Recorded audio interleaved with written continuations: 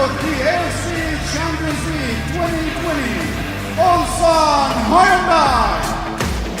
You're listening to the K-League United podcast, proud partner of Football Nation Radio.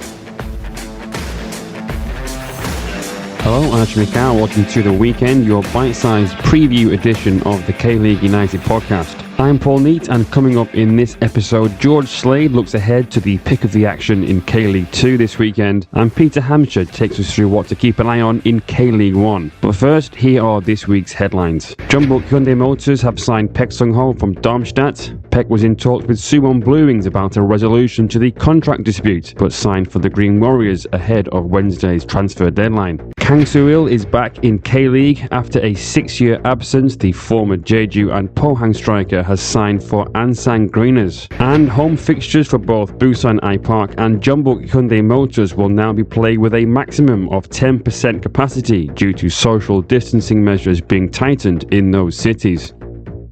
Our top story this week, Jeonbuk Hyundai Motors have signed Korean international midfielder Paek Sung-ho from German second division side Darmstadt. Jeonbuk first began negotiations with Paek in February, only for Suwon Blue Wings to then inform Jeonbuk that Paek, a former Suwon youth player, already had a deal in place to join the Blue Wings if he wanted to return home from Europe. Jeonbuk then stopped all negotiations with the 24-year-old. The agreement is centered around Suwon sending Paek financial backing whilst he was in Barcelona's youth academy in 2010. In exchange for signing with Jeonbuk, Paek has offered to return the 300 million won received from Suwon, but the club has demanded 120 million in legal interest and 1 billion won in damages, which Paek has rejected. As Suwon and Paek were unable to reach an agreement, Jeonbuk reopened negotiations with the player and signed him one day before the March 31st transfer window deadline. Suwon responded and said that they found Paek's decision regrettable and have threatened to take legal action. The Blue Wings play host to Jeonbuk this Saturday, but Paek isn't expected to be involved. Meanwhile, Kang Soo-il has returned to K-League, signing with Ansang Greeners after a 6-year absence. The former Jeju and Pohang striker was banned due to a breach of doping regulations and a drink driving charge in the year 2015. He has since been plying his trade abroad in Thailand and Japan. But his ban was lifted heading into 2021, and so the 33-year-old had trials with Gwangju and Gangwon before eventually signing for K-League 2 club Ansang Greeners. Busan I-Park and Jeonbuk Hyundai Motors are to play their home games in front of a 10% capacity crowd from now on. Due to a spike in cluster infections, the local governments of Jeonju and Busan made the decision to raise the social distancing measures to level 2 from level 1.5.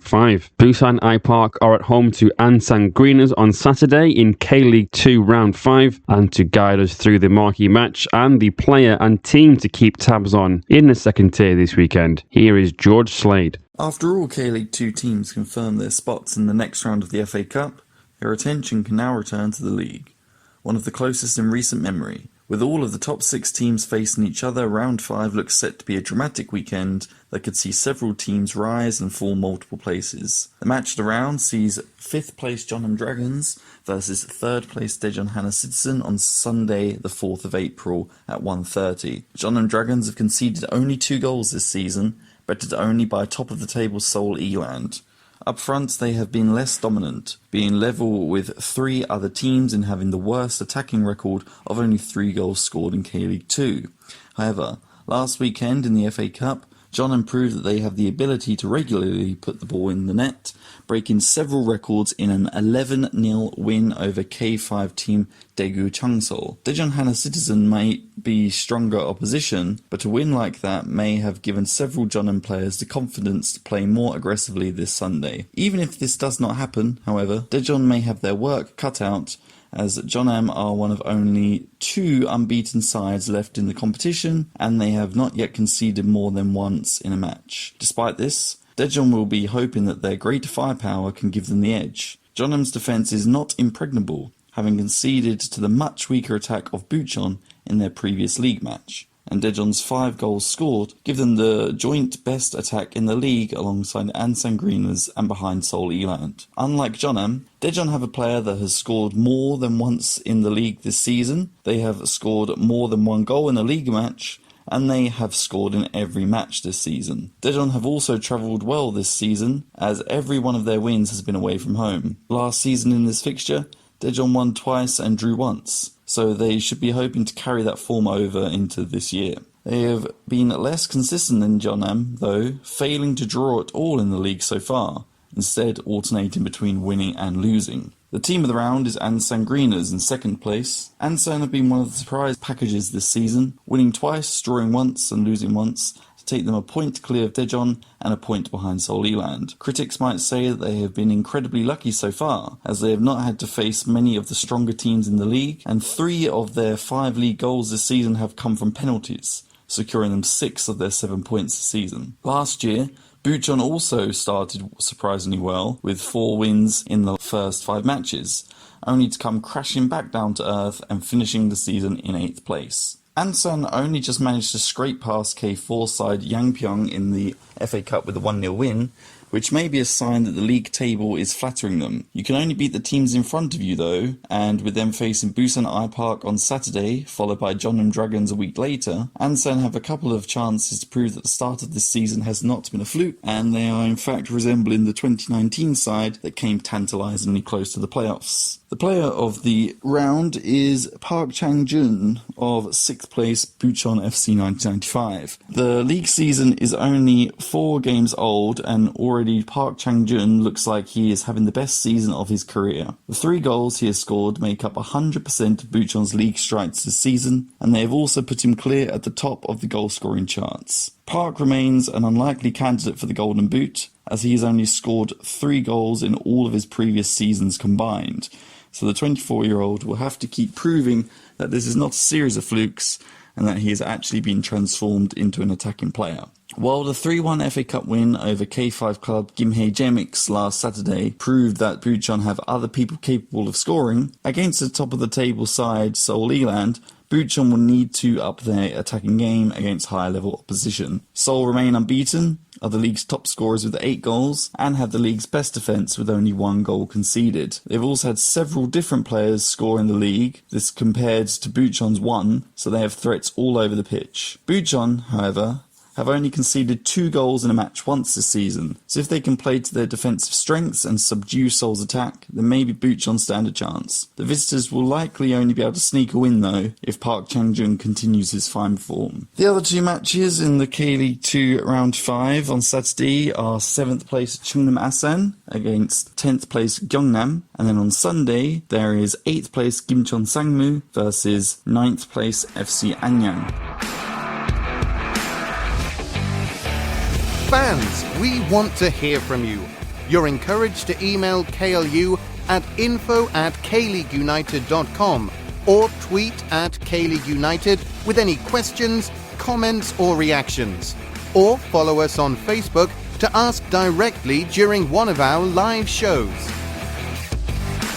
Thank you very much for that, George. The K-League transfer window slammed shut on Wednesday afternoon. A total of 762 players have been registered by the 22 clubs. 691 are domestic players and 71 are foreigners. K-League 1 club Gangwon FC have the most players registered with 41, while Ulsan have the smallest squad at just 29. Some last-minute deals were done too, including veteran goalkeeper Kim Ho-jun signing for Bucheon FC 1995, and centre-back Kim Ji-won has joined Jeju United from the Jeonnam Dragons. In addition, Ikramyon Alibayev has joined Daejeon Hana Citizen following his release from FC Seoul. In other K-League 1 news, Brazilian striker Edgar Silva looks set to make his return to action this weekend. The towering centre-forward hasn't featured for Daegu since September due to injury, but reports say the 34-year-old is close to a return. The Sky Blues take on Pohang Steelers on Friday night in K-League 1, and to take us through what else to keep tabs on in the top tier this weekend, here is Peter Hampshire. Thank you, Paul. Hana 1Q K-League 1 returns following the international break, with old rivalries recommencing and a Saturday triple header to look forward to in the Gyeonggi region. Your match of the round this week to look out for is Songnam FC in 5th against Ulsan Hyundai, currently in 3rd. That kicks off on Saturday at 4:30. Songnam are looking to prove themselves further as top half contenders if recent results are anything to go by, taking 10 points from their previous 4 games. Beating Pohang Steelers 2-1 in their latest victory, Kim Namil side were rewarded with all 3 points thanks to 21-year-old Lee Jung-min's 89th minute winner. Songnam have not enjoyed much success in this fixture in recent times, however, and look for their first Tanchon win against the Harangi since Jung Sung-ho's late winner in 2015. Hot on the coattails of league leaders Jeonbuk Hyundai Motors, once again, Ulsan's unbeaten start to the season came to an end last time out in Daegu. The first of 4 games against sides in the Gyeonggi region, Hyungmunbo's side do boast an under-22 star of their own, of course, in Kim Min-jun. He's bagged 2 in his last 5 as Ulsan sit top in K-League metrics in terms of goals, expected goals and possession. Also, they have the lowest PPDA in League 1, which equates to the number of passes they allow their opposition to have compared to their own defensive actions. I just mentioned them then, your team of the round is Daegu FC, and Friday night football is back in K-League 1. Daegu will travel to Pohang and make that 90-minute journey to the Steel Yard to take on Kim Gi-dong's Pohang Steelers under the lights. Daegu will no doubt be boosted by the drama that capped off their victory against Ulsan last time out. With Cezinha's 3rd of the season, the midfield maestro appeared unstoppable as he burst through, fire past former teammate Jo Hyun-woo. Daegu boasts the youngest squad in K-League 1 and also ranks 2nd for both expected goals for and against. That often results in entertainment on the pitch.